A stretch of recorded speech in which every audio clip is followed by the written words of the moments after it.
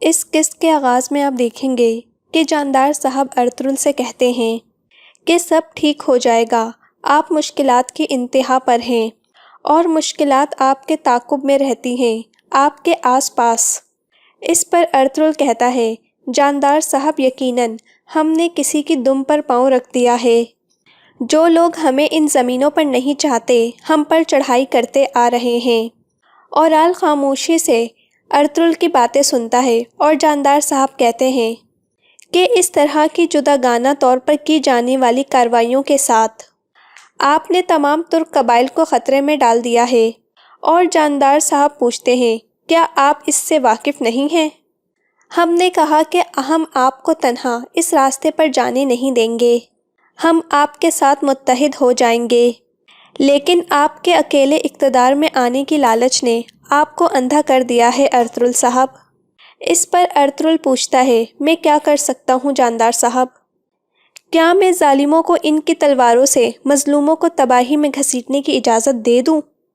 Ertugrul اورال کی طرف دیکھتے ہوئے کہتا ہے، اگر آپ ترک قبائل کے سرداروں کے جرگے میں تشریف لاتے جس پر آپ کو مدعو کیا گیا تھا تو ہم اپنے مستقبل کے لیے متحدہ موقف اپنا لیتے۔ یہ سن کر اورال کہتا ہے، ارطغرل صاحب یاد رکھیں کہ آپ امیر سعادتین کے تعینات کردہ نئے حاکم اعلیٰ جاندار صاحب سے بات کر رہے ہیں۔ آج کے بعد جب بھی وہ آپ کو طلب کریں آپ کو ان کی خدمت میں حاضر ہونا ہوگا۔ اورال ارطغرل کو احساس دلاتے ہوئے کہتا ہے، آپ ان زمینوں پر تباہی لائے ہیں ارطغرل صاحب، آپ ہمیں جنگ کے دہانے پر لائے ہیں۔ اس پر ارطغرل کہتا ہے، جنگ ایک طویل عرصے سے شروع ہے اورال صاحب، میرا ارادہ یہ جنگ شروع کرنے والوں کو تلاش کر کے اس جنگ کو ختم کرنا ہے۔ تاہم جو لوگ اس جنگ کا خاتمہ نہیں چاہتے ہیں وہ اپنی گردن پر میری سانس محسوس کریں گے۔ اور آگے آپ دیکھیں گے، الیار آئیبوکے کے خیمے میں آ کر اس کی تفتیش کرتا ہے اور اس کا چہرہ اور آنکھیں چیک کرتا ہے اور کہتا ہے، کہیں خون نہیں اور نہ ہی زہر دیے جانے کی کوئی علامت۔ یہ سن کر قتلوجہ پوچھتا ہے، کیا ایک نوجوان خاتون اس طرح مر سکتی ہے؟ تو الیار کہتا ہے، اسے سر کے پیچھے ایک گہری ضرب لگی ہے قتلوجہ، لیکن وہ اس کی وجہ سے نہیں مری، اس کا گلا بھی نہیں گھونٹا گیا۔ یہ سن کر قتلوجہ کہتا ہے، اگر اس کی سانس بند کر کے نہیں مارا گیا تو یہ قدرتی وجوہات کی بنا پر مر گئی ہوگی۔ مگر الیار آئیبوکے کے چہرے کی طرف دیکھتے ہوئے کہتا ہے، اس کا چہرہ پھولا ہوا ہے، اس کی جلد پر خراشیں ہیں، جسم اکڑا ہوا ہے، اور یہ علامات اس قدر جلدی ظاہر نہیں ہوتی قتلوجہ۔ موسم سرد ہے مگر جسم گلنے کا عمل بہت جلد شروع ہو گیا۔ الیار قتلوجہ سے کہتا ہے کہ قتلوجہ چراغ یہاں لے کر آؤ، اور اس چراغ کی روشنی میں الیار کو آئیبوکے کے چہرے سے ایک بال ملتا ہے۔ یہ دیکھ کر قتلوجہ کہتا ہے، یہ کیا ہے؟ تو الیار بال کو دیکھتے ہوئے بتاتا ہے کہ مرنے سے پہلے سانس لینے کی کوشش میں اس نے یقیناً یہ بکری کا بال نگل لیا تھا۔ اور الیار اس تکیے کی طرف دیکھتے ہوئے جو چولپال خاتون نے استعمال کیا تھا کہتا ہے کہ یہ خاتون کسی حادثے کی وجہ سے نہیں مری۔ قتلوجہ، مجھے اس کا پورا یقین ہے۔ قتلوجہ پوچھتا ہے، تو پھر؟ مگر اسی دوران چولپال خاتون بھی آ جاتی ہیں اور الیار سے پوچھتی ہیں، تم کیا سوچ کر یہ سب کر رہے ہو؟ تم ایک مردہ عورت کے خیمے میں کیا کر رہے ہو؟ سب کہتے ہیں کہ یہ ایک گناہ ہے۔ اس پر الیار کہتا ہے، اللہ اس کی روح کو آرام دے بھابی، آئیبوکے خاتون اپنی نیند میں سکون سے مر گئی، اللہ اس کے گناہوں کو معاف کرے۔ اور الیار چولپال کو یقین نہیں ہونے دیتا کہ اسے اس کی موت پر شک ہے۔ الیار کہتا ہے، آپ میرے بابا کو بتا سکتی ہیں کہ یہ قدرتی وجوہات کی وجہ سے مری ہے۔ اور الیار قتلوجہ سے مخاطب ہوتے ہوئے کہتا ہے، اسے کل صبح سویرے دفنا دیا جائے گا۔ قتلوجہ کہتا ہے، جیسے آپ کا حکم میرے بھائی۔ اور آگے آپ دیکھیں گے، ازلحان کے خیمے میں سعادتین کوپیک آتا ہے اور ازلحان سے کہتا ہے، میں آپ سے معافی کی درخواست کرنے آیا تھا ازلحان۔ میں نے ان الفاظ پہ کئی بار غور کیا جو آپ کے دل سے نکلے تھے۔ اس نے مجھے اپنے بچپن کی یاد دلا دی کہ کس طرح مجھے اپنے قبیلے سے دور لے جایا گیا تھا، میری ماں سے، بابا سے، میرے بہن بھائیوں سے، میرے پیاروں سے، کس طرح مجھے ان سے علیحدہ کر کے سلطان کے محل میں خدمت کرنے کے لیے لے جایا گیا۔ جب میں نے آپ کو دیکھا تو مجھے لگا جیسا میرا دل ڈوب گیا ہو۔ شاید میں آپ کے سحر میں جکڑا گیا تھا، شاید اسی وجہ سے میں نے اس طرح کی پیشکش کرنے کی جرت کی۔ لیکن جب میں نے آپ کی معصومانہ پرخلوص باتیں سنی تو میرا بچپن کا غم واپس آ گیا، اور مجھے احساس ہوا کہ میں آپ کو بھی اسی غم میں گھسیٹنے والا تھا۔ یہ سب کہتے ہوئے سعادتین کوپیک کی آنکھوں میں آنسو آ جاتے ہیں، اور پھر سعادتین کہتا ہے، اس ناممکن خیال کو آپ کے سامنے رکھنے پر میں آپ سے معافی کا طلبگار ہوں۔ اس پر اسلحان کہتی ہے، خدا کے لیے امیر حضرت، اس طرح کی باتیں مت کیجیے۔ آپ جیسی شخصیت کے سامنے کس لڑکی کا دل متاثر نہیں ہوگا؟ میری جیسی غریب لڑکی سے معافی مانگنا کیا آپ کی شان کے مطابق ہے؟ اس کے جواب میں سعادتین کہتا ہے، میں آپ کو الزام نہیں دیتا اور نہ ہی میں اسے اپنے دل پر لیتا ہوں۔ محبت کے ساتھ محبت میں رہنا ہماری طبیعت میں ہے۔ خوش قسمتی سے ہمارے لیے ہمارے اندر اس واضح محبت نے خوبصورت گلاب کو دیکھنے کے لیے ایک آئینے کی طرح متحرک کر دیا ہے۔ بس اس کی وجہ سے میں زندگی بھر کے لیے آپ کا شکر گزار ہوں۔ اپنے شفاف دل اور اپنی مخلصی کے ساتھ آپ مجھے زندگی کی طرف واپس لے کر آئیں۔ اس کے علاوہ آپ کا درد ابھی تازہ ہے۔ سعادتین کہتا ہے، زندگی بھر میں ایسا صرف ایک بار ہی ہوتا ہے، اور مجھے اس سے زیادہ کا حق نہیں ہے۔ میں جانتا ہوں آپ کے خالص دل کا جو بھی فیصلہ ہوگا میں اسے قبول کروں گا اور اس کے لیے مشکور ہوں گا۔ میں آپ کو یہی بتانا چاہتا تھا، اور یہ ساری باتیں کر کر سعادتین چلا جاتا ہے۔ اور آگے آپ دیکھیں گے، سرائے میں ارطغرل اپنے سپاہیوں کو جمع کر کر انہیں یاد دلاتا ہے کہ اپنے ہی گھر کے اندر ہم اپنے مہمانوں کی حفاظت نہ کر پائے۔ یہ بڑی کامیابی جو ہم نے جیتی تھی، ہم نے اس کو خاک میں ملا دیا۔ اب اس حادثے کو ہم اپنی پوری زندگی نہیں بھولیں گے۔ کیا تم سب سمجھ گئے؟ اس پر سب سپاہی کہتے ہیں، سمجھ گئے بھائی۔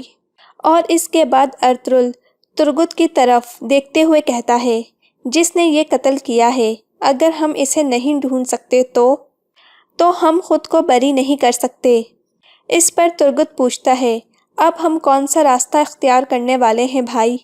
اس پر ارطغرل کہتا ہے، ہم سب سے پہلے صورتحال کا تجزیہ کریں گے ترگت۔ جب ہم ذمہ دار کے ہاں گئے تو ذمہ دار کی بیٹی پر حملہ ہوا۔ جنہوں نے اس پر حملہ کیا وہ چاہتے تھے کہ ہم ذمہ دار کے مخالف بن کر سامنے آئیں، اور اسی طرح وہ ہمیں تباہ کرنے کا ارادہ رکھتے تھے۔ یہ جان کر ترگت کہتا ہے، کوئی اور نہیں بلکہ اورال اور سعادتین کوپیک ہی ایسا کرے گا۔ آپ دیکھیں گے، عنقریب پتہ چل جائے گا کہ اب بھی وہی اس کام کے پیچھے تھے۔ یہ سن کر آرتک بھائی بھی کہتے ہیں، مجھے بھی ان پر شک ہے بھائی۔ یہ وقت ہے کہ انہیں ایک اچھا سبق سکھایا جائے۔ اس پر ارطغرل کہتا ہے، ہمیں اپنے ہاتھوں میں ثبوت حاصل کرنے کی ضرورت ہے آرتک بھائی، ورنہ محض شک کی بنا پر دو قبیلوں کا تنازع ہمیں کسی سخت صورتحال سے دوچار کر دے گا۔ مزید یہ کہ ہماری جو سلطان سے بات ہوئی ہے اس سے دھوکہ ہو جائے گا۔ ترگت کہتا ہے، بھائی میں آپ سے وعدہ کرتا ہوں کہ میں ثابت کروں گا کہ وہی دونوں ذلیل قاتل ہیں۔ تو آرتک بھائی کہتے ہیں، اگر ہم قاتل تلاش کر لیں تو ہم تمام گرہیں سلجھا سکتے ہیں بھائی۔ اس کے بعد ارطغرل تمام سپاہیوں سے کہتا ہے، تو کل کے بعد ہم سب اس آدمی کو ہر جگہ تلاش کریں گے، مکمل پہاڑ، ہر پتھر، ہر جگہ چپا چپا تلاش کیا جائے گا، اور ترگت تم اس آدمی کو میرے پاس زندہ لاؤ گے۔ ترگت کہتا ہے، فکر نہ کریں بھائی، میں اس ذلیل کو آپ کے پاس زندہ لاؤں گا۔ اور آگے آپ دیکھیں گے، زمیندار کے آخری رسومات کے وقت ویسلوس اپنے تمام سپاہیوں سے کہتا ہے کہ بازنطینی باوقار سپاہیوں، سیاہ آسمان تلے ہم اپنے آقا، اپنے سرپرست اور ہمارے قلعے کے محافظ کو دوام بخشنے لگے ہیں۔ جب تک حضرت عیسیٰ انہیں مشرق سے ابدی زندگی دینے آتے ہیں، تب تک یہ اپنی قبر میں چین کی نیند سوئیں گے۔ ان کی یاد ہمارے دلوں میں زندہ رہے گی۔ ہمارے پیارے زمیندار نے بازنطین کے لیے جو کیا، اس کا اپنے بچوں کو بتائیں۔ انہیں بتائیں کہ وہ ہمارے قلعے کی حفاظت کرتے ہوئے مرے۔ انہیں بتانا ہے کہ بازنطین کی طاقت اور انصاف قائم کرتے ہوئے خداوند کی حفاظت میں حضرت عیسیٰ کے نقش قدم پر چلتے ہوئے وہ سو گئے۔ اور یہ زمیندار کی طرف دیکھتے ہوئے کہتا ہے کہ آپ کی روح اس قلعے میں ہمیشہ ہمارے ساتھ رہے گی۔ آپ کے بیٹے آپ کا انتقام لیں گے۔ اس کے بعد ہلینا اپنے بابا سے روتے ہوئے کہتی ہے کہ بابا آپ میرے دل میں زندہ رہیں گے۔ بابا آپ نے جو بھی کیا میں اس کے لیے آپ کی شکر گزار ہوں۔ میرے پیارے بابا، خداوند آپ کو دائمی زندگی عطا کرے۔ میں آپ سے وعدہ کرتی ہوں، جنہوں نے آپ کے ساتھ یہ کیا میں انہیں ڈھونڈوں گی۔ اور اس کے بعد زمیندار کو آخری رسومات کے لیے لے جاتے ہیں اور پیتروس ویسلوس کو بتاتا ہے کہ آپ کے حکم کے مطابق لاسکرس امتحان میں کامیاب ہو گیا اور چاودار قبیلے روانہ ہو گیا۔ اور آگے آپ دیکھیں گے ترگت عبد الرحمن اور بمسی کے ہمراہ قاتل کو تلاش کرنے نکل جاتے ہیں، اور عبد الرحمن زمین سے مٹی کو اٹھاتے ہوئے کہتا ہے، سپاہی ترگت، جہاں انہوں نے ہم پر گھات لگا کر حملہ کیا تھا زیادہ دور نہیں، وہ گیدڑ یقیناً یہیں کہیں ہے۔ اس پر بمسی کہتا ہے، بھائیوں، جب وہ ہمارے ہتھے چڑھے گا تو میں اسے اس طرح ٹکڑوں میں تقسیم کر دوں گا کہ اسی دوران اتفاق سے لاسکرس بھی وہاں پر موجود تھا، اور وہ ان تینوں کو دیکھ کر وہاں سے نکل جاتا ہے۔ اور اس کے گھوڑے کی آواز سن کر بمسی کہتا ہے، ارے بھائی، کیا وہ مفرور وہاں تو نہیں ہے جس کی ہمیں تلاش ہے؟ یا بھوک کی وجہ سے میں کوئی خواب دیکھ رہا ہوں؟ اور ترگت بھی اسے جاتے دیکھ لیتا ہے اور کہتا ہے، یہ وہی بغیرت ہے۔ یہ سن کر بمسی کہتا ہے، چلو میرے بھائی، مگر ترگت اسے روکتا ہے کہ آرام سے میرے بھائی، یہ پھر سے کوئی جال ہو سکتا ہے۔ اس پر گھات لگا کر حملہ ہم کریں گے، اس کا تعاقب کر کے ہم پتہ لگائیں گے کہ اس کا پٹا کس کے ہاتھ میں ہے۔ اور اس کے بعد ترگت اپنے سپاہیوں کے ساتھ اس کا تعاقب کرتے ہیں۔ اور آگے آپ دیکھیں گے ازلحان روتے ہوئے سعادتین کوپیک کے ہار کو دیکھتی ہیں۔ اسے سعادتین کی باتیں یاد آتی ہیں اور اپنے بابا کی، ساتھ ہی حلیمہ سلطان کی بھی، اور اپنی اس بے عزتی پر ازلحان غصے میں کہتی ہے، اب میں نہ خود کو کسی کے لیے ضائع کروں گی اور نہ اپنی آنکھوں کو رلاؤں گی۔ تم اپنے دل کے جوش سے پیار میں گرفتار ہوئی، تم نے انتظار کیا، تم نے یہ بھی کہا کہ یہ پیار اللہ کی طرف سے ہے، تم اس کے آگے جھک گئی۔ ازلحان سب باتیں یاد کرتے ہوئے کہتی ہے، لیکن اب کوئی واپسی نہیں۔ تم ان کو چوکھٹ پر منہ نہ بسورو گی جنہوں نے تمہارے دل کو ٹھکرایا۔ اور ازلحان کو سمجھ ہی نہیں آ رہی کہ یہ کیا کرے۔ اور آگے آپ دیکھیں گے جاندار صاحب اپنے بیٹوں کے ہمراہ سعادتین کوپیک کے سامنے موجود ہیں، اور سعادتین کوپیک کہتا ہے، سیاسی معاملات میں ریاست کے اعلیٰ ترین افسر کے علم سے استفادہ کرنے سے کسی کو کوئی نقصان نہیں۔ ایک بیج جب تک چنار کا تناور درخت نہیں بن جاتا، وہ بہت سی مصیبتوں، فسادات اور آفات سے گزرتا اور بکھرتا ہے۔ مجھے اللہ کی مدد سے ان کے دماغ کی حد اور ان کے چٹکی بھر دماغ سے وہ کس کے پیچھے ہیں پہچاننے کا کافی تجربہ ہے۔ یہ سن کر اورال کہتا ہے، امیر حضرت، ہم ہمیشہ آپ کی دانائی پر انحصار کرتے ہیں، لیکن ارطغرل ہماری ریاست کو اس مشکل صورتحال تک پہنچانے کی قیمت چکائے گا۔ اس پر سعادتین کہتا ہے، وہ چکائے گا، اورال صاحب، چاہے جو بھی ہو وہ چکائے گا ضرور۔ الیار ان کی باتیں خاموشی اور ضبط سے برداشت کرتا ہے۔ سعادتین کہتا ہے، آپ کو اس پر ذرہ برابر بھی شک نہیں ہونا چاہیے۔ ارطغرل نے اپنے بے ایمان امور کے حصول کے لیے دوڑتے ہوئے ہمیں ایسی صورتحال سے دوچار کر دیا ہے جس سے نکلنا ناممکن ہے، اور میرے بار بار خبردار کرنے کے باوجود اس پر آلیار ٹوکتے ہوئے کہتا ہے، امیر حضرت، آپ ایسے بات کر رہے ہیں جیسے ذمہ دار کو ارطغرل صاحب نے مارا ہے۔ اللہ معاف کرے، لیکن اگر ہمارے قبیلے کے دورے کے دوران اگر آپ کو کچھ ہو جاتا ہے، یہ کہہ کر آلیار پوچھتا ہے، تو کیا ہمیں اس کا ذمہ دار ٹھہرایا جائے گا؟ اس پر جاندار صاحب غصے میں کہتے ہیں، تم کیا بات کر رہے ہو ہیں؟ آلیار کی کس قسم کی نامعقول گفتگو ہے؟ آلیار اپنے بابا کے آگے خاموش ہو جاتا ہے تو سعادتین کہتا ہے، آلیار صاحب، اگر آپ کے قبیلے کے دورے کے دوران میں مر جاتا ہوں تو سب سے پہلے انہیں سزا ملے گی جنہوں نے اقدامات نہیں اٹھائے۔ ارطغرل، جس نے محترم بازنطینی ذمہ دار کی حفاظت پر صرف 3 سے 4 سپاہی تعینات کیے تھے، اس سے ظاہر ہوتا ہے کہ سرائے کی انتظامیہ حد درجے کی نااہل تھی۔ اس کی اس غیر ذمہ داری کا خمیازہ اس کی جان اور سرائے سے ادا ہوگا۔ یہ سن کر جاندار صاحب کہتے ہیں، اس کا کیا مطلب ہے امیر حضرت؟ تو سعادتین کہتا ہے، میں سلجوق سلطنت کی طرف سے حانلی بازار کو ضبط کروں گا۔ یہ سن کر اورال خوش ہو جاتا ہے اور آلیار غصے سے ان دونوں کی طرف دیکھتا ہے تو سعادتین کہتا ہے، جب سلطان کو یہ خبر ملے گی کہ ارطغرل نے اپنے ہاتھوں سے زمیندار کو موت کے منہ میں دھکیل دیا، نتیجتاً اس کی قسمت کا فیصلہ ہو جائے گا اور اسے موت کی سزا ہوگی۔ انشاءاللہ اس نے جو کیا اس کی قیمت چکائے گا۔ اور اس کے بعد سعادتین اورال سے کہتا ہے، اب میری یہاں مزید رکنے کی کوئی وجہ نہیں رہی۔ اب میں پہلے ارطغرل کے ہاتھوں سے حانلی بازار لوں گا اور پھر انشاءاللہ میں ان مسائل سے نمٹوں گا جو اس نے ہمارے لیے کھڑے کیے۔ یہ سن کر جاندار صاحب کہتے ہیں، امیر حضرت، کچھ اور دن ہمارے یہاں رکیں، شاید ہم اپنے تمام امور کا اطمینان سے کوئی حل نکال سکیں۔ جواب میں سعادتین کہتا ہے، جاندار صاحب، ایک بار بات منہ سے نکل جائے تو وہ ماضی کا حصہ بن جاتی ہے۔ اگر ہم اس کا اب تک کوئی حل نہیں نکال سکے تو شاید اس کا کوئی، مگر اسی دوران اصلحان آ جاتی ہے اور پوچھتی ہے، امیر حضرت، کیا مجھے اجازت ہے؟ تو سعادتین کہتا ہے، کیوں نہیں اصلحان خاتون، ضرور۔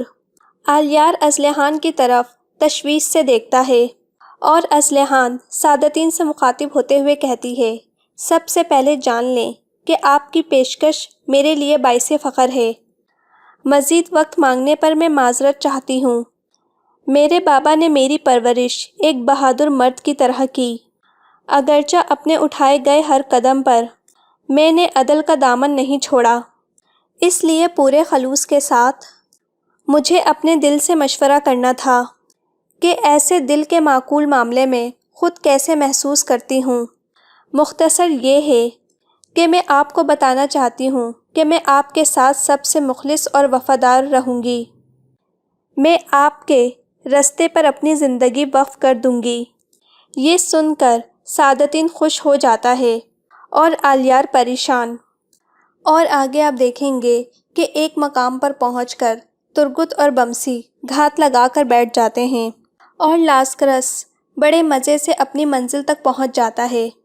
یہ دیکھ کر ترگت کا شک اورال پہ جاتا ہے اور کہتا ہے ترگت کہ اور کون ہو سکتا تھا، کہ تبھی بمسی کہتا ہے، بھائی مجھے جانے دو، میں جا کر اس کے بغیرت مالک اورال کا سر اڑا دوں گا۔ مگر ترگت کہتا ہے، سب سے پہلے ہمیں یہ خبر بھائی تک پہنچانی ہوگی۔ اگر بھائی حکم کرتے ہیں تو پھر ایک طرف سے تم اور دوسری طرف سے میں اللہ کی مدد سے انہیں کاٹنا شروع کریں گے۔ اس پر بمسی کہتا ہے، چلو پھر چلتے ہیں میرے بھائی۔ اور آگے آپ دیکھیں گے سعادتین اصلحان سے کہتا ہے کہ اصلحان، تم نے مجھے بہت بڑی خوشی دی ہے، جان لو۔ اور پھر جاندار صاحب سے کہتا ہے، یہ شادی ہم سب کے لیے بہت سی خوشحالی لے کر آئے۔ اور اورال بھی خوشی سے کہتا ہے، ترک قبائل کی وفاداری ہماری ریاست کو مضبوط کرتی ہے اور اب جب ہماری ریاست کی ہم پر نظر ہے تو ہم اور مضبوط ہوں گے۔ جاندار صاحب اسلحان کو گلے لگاتے ہیں کہ اسی دوران باتوحان آ جاتا ہے اور اورال اسے دیکھ کر حیران ہو جاتا ہے کہ اس نے تو اسلحان کا ہاتھ باتوحان کو دینے کا وعدہ کیا تھا۔ اوران فوراً ہی باتوحان کو وہاں سے باہر لے کر جاتا ہے اور پھر باتوحان اسلحان کی طرف دیکھتے ہوئے اورال کو بتاتا ہے کہ قسطنطنیہ سے ایک تاجر آیا ہے، وہ آپ سے ملنا چاہتا ہے، کہتا ہے کہ بہت ضروری ہے۔ اس پر اورال کہتا ہے جاؤ اسے میرے خیمے میں لے جاؤ، اس سے کہو میں ابھی آتا ہوں۔ اور اس سب کے بعد سعادتدین کوپیک کہتا ہے اسلحان خاتون کی رضامندی کے ساتھ اس امور کو بغیر دیر کیے کسی نتیجے پر لے کر آتے ہیں۔ ہانلی بازار کی انتظامیہ کو قبضے میں کرنے کے بعد میں چاہتا ہوں کہ ہم اپنے عہد کریں۔ جاندار صاحب خوشی سے کہتے ہیں بالکل امیر حضرت، جیسے آپ حکم کریں گے ایسا ہی ہوگا۔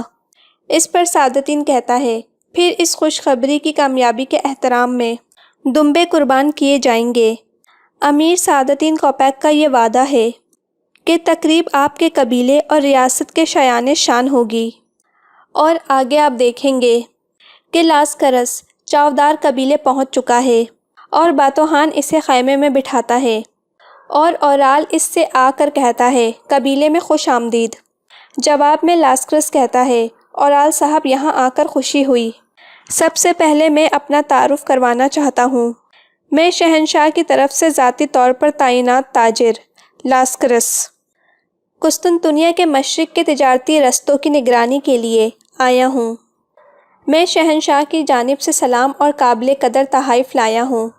اور یہ خنجر تحفے میں اورال کو پیش کرتا ہے، اور یہ تحفہ وصول کرنے کے بعد اورال کہتا ہے آپ جان لیں کہ ہم آپ کے شہنشاہ کی جانب سے بے لوث اور قیمتی تحائف اور سلام کے مشکور ہیں۔ آپ کو اپنے قبیلے کی جانب سے خوش آمدید کہنا میرے لیے باعث عزت ہے، البتہ اگر مجھے پہلے پتہ ہوتا تو میں آپ کو بہتر طریقے سے خوش آمدید کہتا۔ اس پر لاسکرس کہتا ہے آپ جانتے ہیں کہ سیکیورٹی کی وجہ سے مجھے اپنی آمد کو خفیہ رکھنا پڑا۔ اس پر اورال کہتا ہے آپ نے بالکل ٹھیک کہا، ڈاکو اور بھیڑیے علاقے میں گھوم رہے ہیں۔ اور پھر اورال پوچھتا ہے آپ کے شہنشاہ کی پیشکش کیا ہے؟ تو لاسکرس کہتا ہے شہنشاہ اپنے تجارتی رستوں کو وسیع کرنا چاہتے ہیں، چاودار قبیلہ علاقے میں سب سے بڑا ہے، اس وجہ سے ہم آپ کے ساتھ کاروباری مراسم بنا کر اپنی تجارت کو بڑھانا چاہتے ہیں۔ تو جواب میں اورال خوشی سے کہتا ہے بالکل ضرور، شہنشاہ کے احکامات تلے ایک تاجر ہمارے لیے بہت قابل قدر ہے۔ میں آپ کو بتانا چاہتا ہوں کہ آپ نے بالکل صحیح قدم اٹھایا ہے۔ اورال کہتا ہے پہلے آپ اچھی طرح آرام کریں، اس کے بعد میں آپ کو بابا سے ملواؤں گا۔ لاسکرس کہتا ہے جی ضرور اورال صاحب، میں جاندار صاحب سے ملاقات کا بے حد خواہش مند ہوں، لیکن اورال صاحب ایک چیز اور۔ اورال پوچھتا ہے کیا؟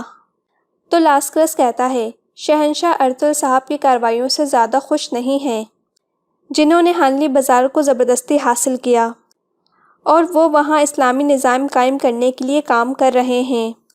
سود اور غلام فروشی کا خاتمہ ناقابل قبول ہے۔ ان حرکتوں سے پتہ چلتا ہے کہ ارطغرل صاحب تجارت کے ماہر نہیں ہیں، اور اگر آپ یہ سن کر اورال ہاتھ اٹھا کر روکتا ہے کہ آپ بالکل فکر نہ کریں تاجر لاسکرس، ارطغرل صاحب نے بازار اور سلطان علاؤالدین کی حمایت کھو دی ہے، اور اس کے ساتھ ساتھ لوگوں کا اعتماد بھی۔ تمام سیاسی اور تجارتی حمایت سے وہ ہاتھ دھو کر بیٹھے ہیں، اور جہاں تک میرا تعلق ہے میں مستقبل میں بھی اپنے کام کو ایسے ہی جاری رکھوں گا جیسے آج تک کیا۔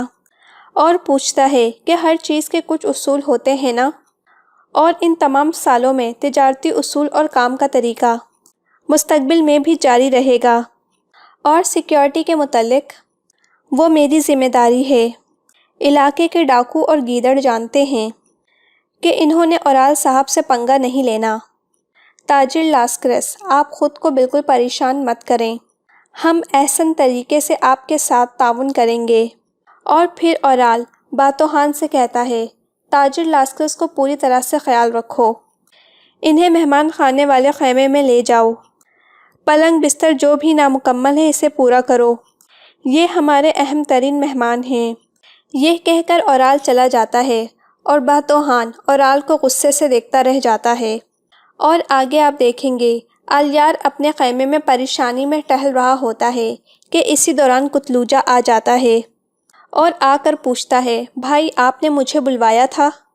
اس پر الیار پوچھتا ہے، قتلوجہ تم جانتے ہو کہ میں نے ہمیشہ تم پر بھروسہ کیا۔ جواب میں قتلوجہ کہتا ہے، میں جانتا ہوں بھائی۔ تو الیار افسوس سے کہتا ہے، بدقسمتی سے قبیلے میں کوئی اعتبار کے لائق نہیں رہا، میں صرف اللہ پر اور پھر تم پر بھروسہ کر سکتا ہوں۔ ہر کوئی اپنی ذات کے لیے حقوق اور انصاف کی دھجیاں اڑا رہا ہے، ہمارے درمیان چلی جانے والی چالوں کو پکڑنے کے بجائے یہ ان چالوں کا حصہ بننے کی کوشش کر رہے ہیں۔ لیکن قتلوجہ، میں قسم کھاتا ہوں کہ اپنی آخری سانس تک صراط مستقیم پر چلتا رہوں گا۔ تو قتلوجہ کہتا ہے، بالکل بھائی۔ اس کے بعد الیار کہتا ہے، میری طرح دوسرے بہادر جو سیدھے راستے پر تھے، ان کی حفاظت کرنا ہماری ذمہ داری ہے قتلوجہ، چاہے اس کے لیے ہمیں اپنے سردار کو دھوکہ کیوں نہ دینا پڑے۔ قتلوجہ، ارطغرل صاحب حق کے راستے پر چلنے والے بہادر ہیں، اگر انہیں پیٹھ پیچھے چلنے والی چالوں کا پتہ نہ چلا تو وہ پھنس جائیں گے۔ اب تم جاؤ اور انہیں بتاؤ کہ کوپیک سرائے پر قبضہ کرنے آ رہا ہے۔ اس پر قتلوجہ کہتا ہے، بھائی میں اپنے حلف کی وجہ سے جاندار صاحب کا تابع دار ہوں۔ اس پر الیار کہتا ہے، قتلوجہ، جب تم عالم اروا میں تھے تو تم نے اللہ سے بھی ایک وعدہ کیا تھا، اپنے اس وعدے کو پورا کرنا تم پر واجب ہے۔ اب اس وعدے کو پورا کرتے ہوئے حق کے راستے پر ارطغرل کی مدد کرو۔ اور آگے آپ دیکھیں گے ارطغرل کے پاس ترگت آتا ہے، بھائی ہم نے اس کافر کا پتہ لگا لیا ہے۔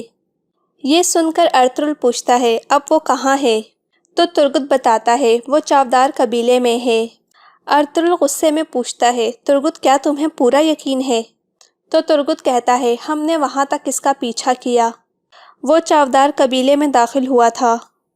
ارطغرل ترگت کو داد دیتا ہے اور کہتا ہے، اورال تم ہر پتھر کے نیچے سے نمودار ہو رہے ہو اور یہ پتھر تمہارے سر کو کچل دیں گے۔ ارطغرل خود سے کہتا ہے، اورال اب تم میرے شکنجے میں آئے ہو۔ اور آگے آپ دیکھیں گے بمسی حلینا کے کمرے میں آتا ہے اور یہ حلینا کو یاد کرتا ہے کہ وہ کس طرح اس سے ملی تھی، اور بمسی خود سے کہتا ہے، حلینا کیا تمہاری پیاری آنکھوں کو رونا جچتا ہے؟ کہ اسی دوران بمسی کو حلینا کا رومال زمین پر پڑا ملتا ہے اور اس رومال کو اٹھا کر بمسی خوش ہوتا ہے، مگر پھر خود ہی اپنے آپ سے سوال کرتا ہے کہ تم کیا کرنے جا رہے ہو؟ تم نے اپنے آپ کو بالکل کھو دیا ہے، وہ اس محترم ذمہ دار کی بیٹی ہے، ایک حسین خوبصورت شہزادی، اور تم ایک عام سے آدمی ہو بمسی۔ اور بمسی خود سے پوچھتا ہے، وہ تم سے کیوں کر پیار کرے گی؟ بمسی خود سے کہتا ہے، اسے اپنی کمزوری مت بناؤ۔ مگر تبھی دوحان اس کمرے سے باہر گزر رہا ہوتا ہے اور بمسی کو کمرے میں دیکھ کر رک جاتا ہے۔ بمسی دوحان سے بے خبر رومال کو میز پر بچھاتا ہے اور جوش میں آ کر اپنی دونوں تلواریں میان میں سے نکال لیتا ہے۔ اور یہاں پر اس قسط کا اختتام ہو جاتا ہے۔